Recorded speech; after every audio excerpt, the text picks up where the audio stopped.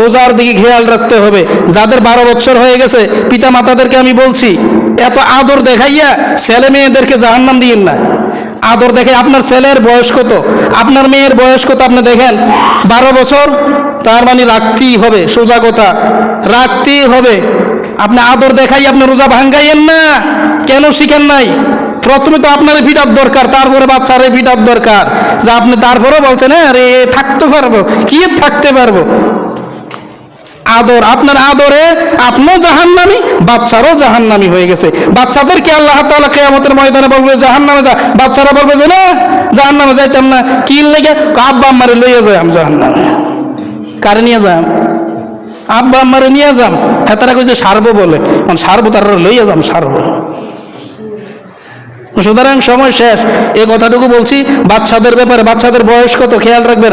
12 বছর রাখতেই হবে, সোজা কথা। 10 বছর ট্রেনিং নিয়ান, 1টা 2টা 4টা 5টা যায় থাকতে পারে।